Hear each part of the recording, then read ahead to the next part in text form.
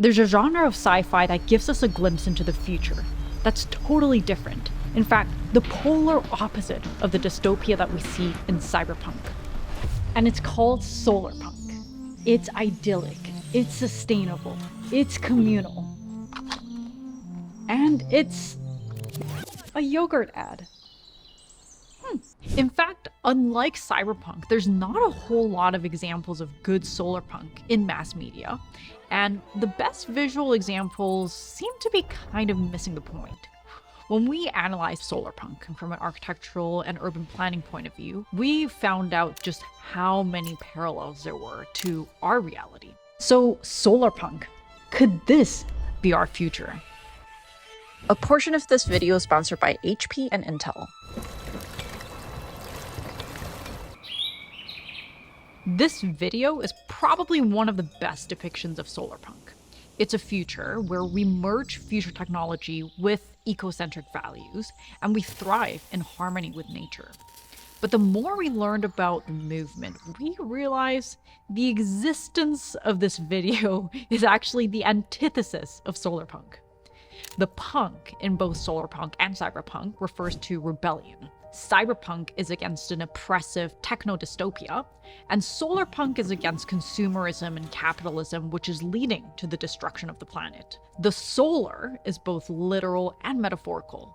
Literally, it represents solar and other renewable energies, and metaphorically, it's talking about this beacon of light in a dark cyberpunk world run by corporate interests. So an ad using these beautiful solarpunk aesthetics and using this utopian vision to convince people to buy their products seems very anti-solarpunk. And unlike cyberpunk, which is a huge part of pop culture, the real solarpunk seems to only exist in sci-fi novels or in a really small niche section of the internet. There are films and video games out there that fit the solarpunk aesthetic, but they don't quite fit the true definition of solarpunk when it comes to the social or cultural aspects. Socially, it emphasizes unity, a shared responsibility, and harmony between both nature and fellow humans. And the combination of these words kind of immediately make you think of a cult. And why is that? Skull! Maybe it's Hollywood, who's done a really good job of glamorizing this idea of the sexy, rugged rebel with a six-pack on a motorbike navigating this dark dystopian world. I mean, there's nothing really sexy about Ryan Gosling in a farmer's market. Okay, that's still pretty hot. Let's look at Wakanda from Black Panther. It's probably one of the few iconic solarpunk visions from Hollywood. It's the most technologically advanced country in the world, but instead of a city like this, it's surrounded by sweeping valleys and mountains. Technically, Wakanda doesn't qualify as solarpunk because it's a matriarchal society, and it's not really culturally diverse, but there is a beautiful integration of technology into the city's fabric. And at the same time, the entire society is grounded in traditions that's passed down for generations. But I think the most solarpunk elements of Wakanda actually came from the location of the Golden City, and this abrupt transition between the city and the surrounding landscape. If you look at any North American city, the periphery is surrounded by highways and suburbs. Something like 52% of Americans live in suburbs. Suburbs emerged partly because cities were polluted and dangerous and weren't really nice to live in. So in the 50s and 60s, as soon as we had this sudden boom in car ownership, people realized, hey, I could live in bigger houses with green space for less money if I just moved out of the city. But studies show that suburban dwellers emit up to 4 times the amount of emission than people living in urban areas. Because you're dependent on cars, there's longer commutes, and you're sharing less and less resources. And the creation of a new suburb often consumes natural habitats and agricultural lands. Suburbs also lead to segregated neighborhoods with very little cultural or social diversity, which can contribute to a bigger socioeconomic divide. Rather than trying to address the problems in the city, we simply moved our population to the outskirts, and to this day, in many parts of North America, suburbs keep growing. It's ironic because the idea of a tight-knit community living in open space with greenery, there is a lot of parallels to SolarPunk ideals. In fact, both the design of Suburbs and SolarPunk were inspired by the same idea, the Garden City movement.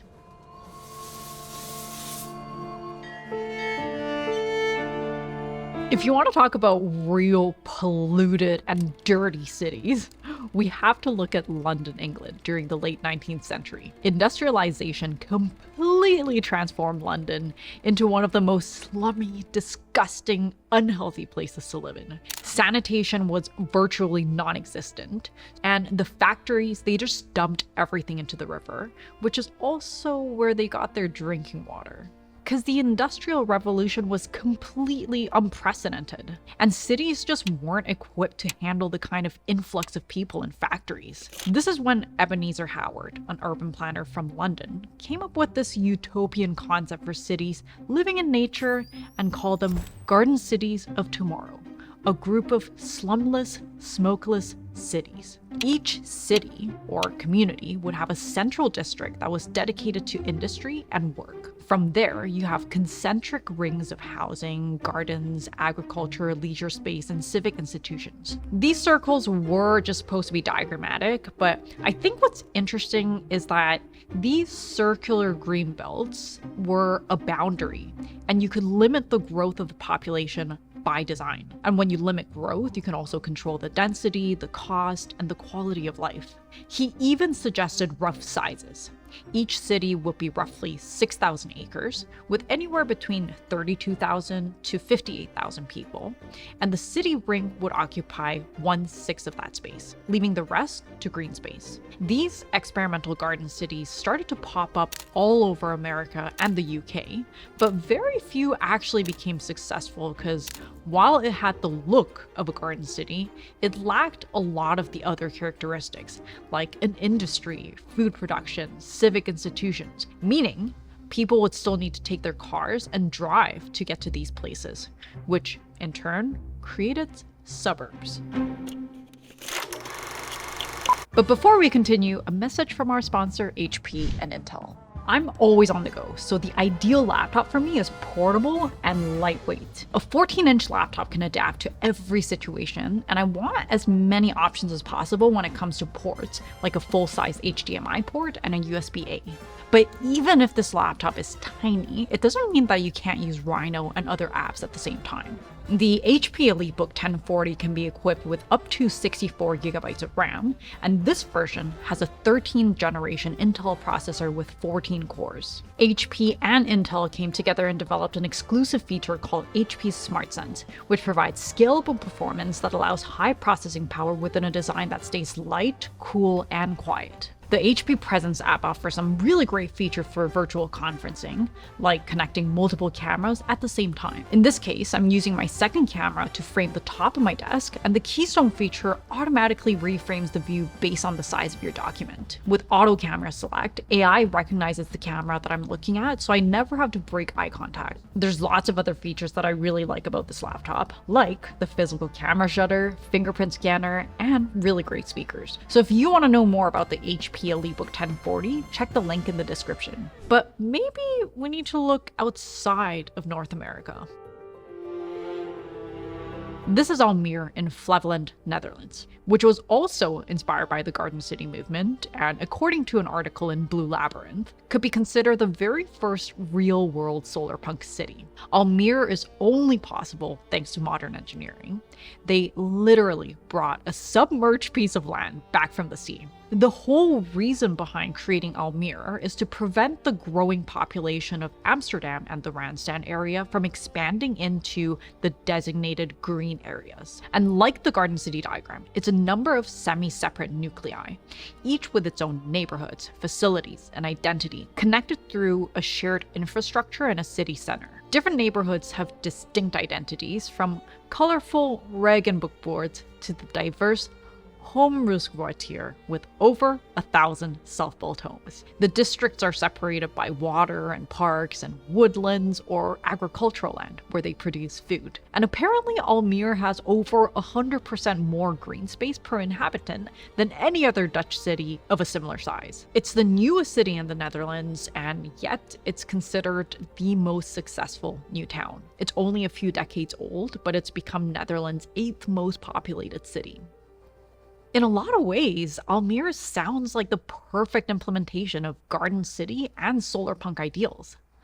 But when you look closely, you start to notice behind the sustainable facade, it's also subject to the same economic realities as any other city. Because to build a successful city, for it to scale from a village to a city of thousands of people, you need capital. Capital for infrastructure, for governments, for administration. The locally grown food might not be enough to sustain this larger population, so maybe you have to transport food from other places. With a bigger population, there's probably going to be more waste and pollution, even if it's designed with sustainable principles, which again requires more money to manage. So most cities are designed and made possible within this capitalistic framework.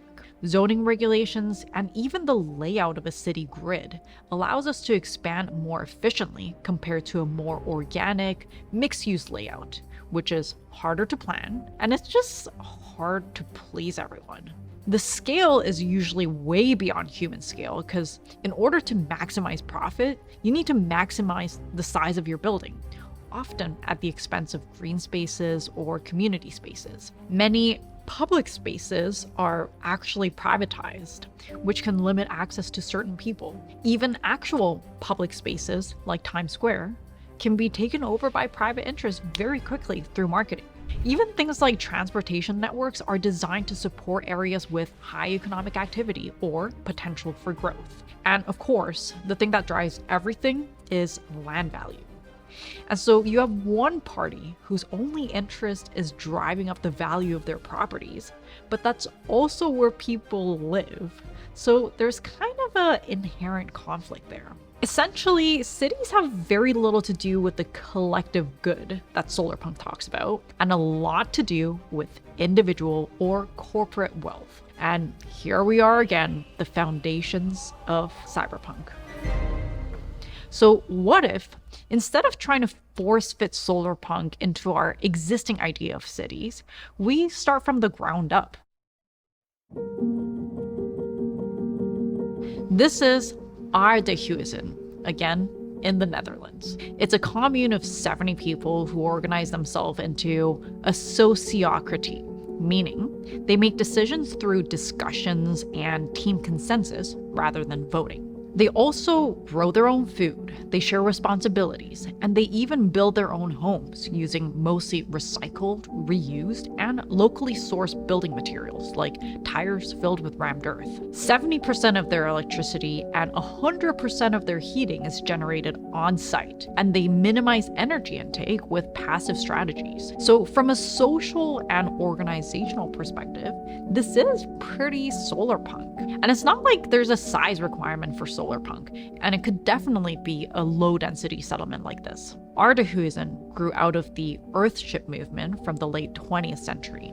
The earliest community was built in New Mexico, and it spread to small pockets of communities around the world. And since they're built by the local communities with local materials and site-specific strategies, there's a pretty big diversity in the designs. But that just might be the problem. Okay, when you think cyberpunk, what's the first thing that comes to your mind?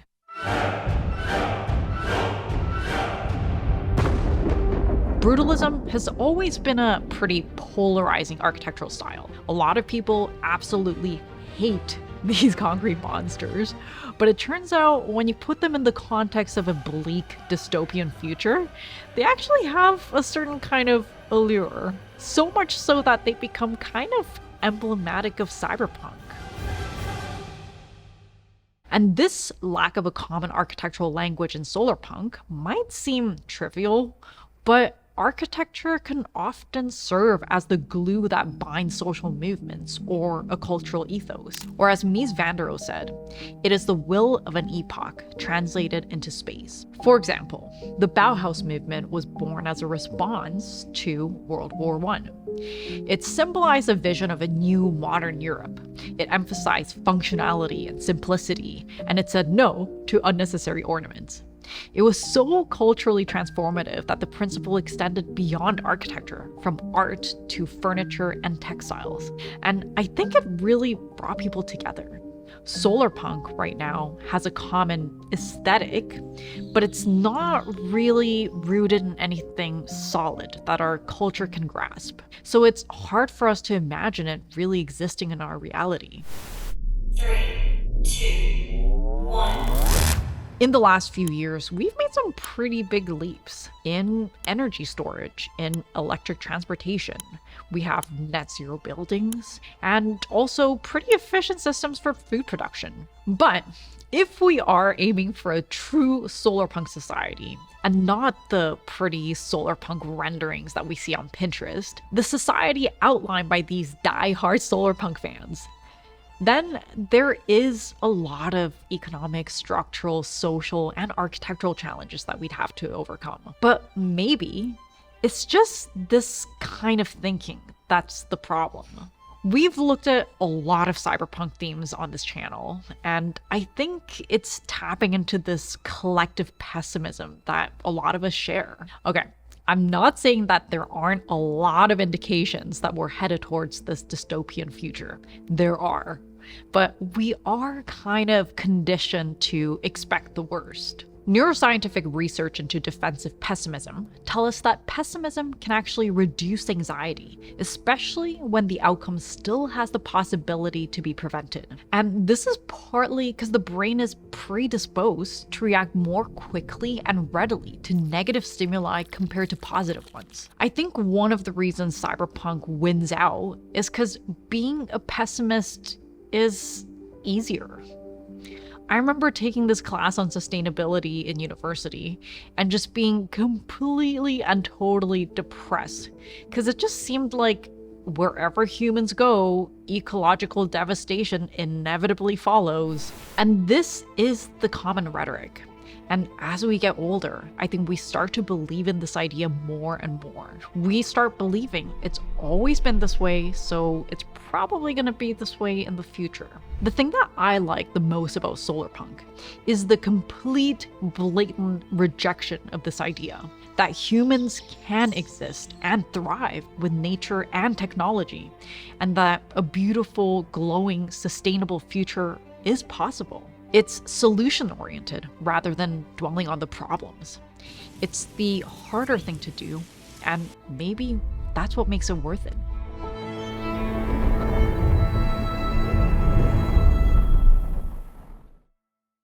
Thanks for watching, guys. Which team are you on, Cyberpunk or SolarPunk? Let me know in the comments below. Also, we have a newsletter and a Discord server. We'll leave the links in the description. And with that, I'll see you guys in the next video.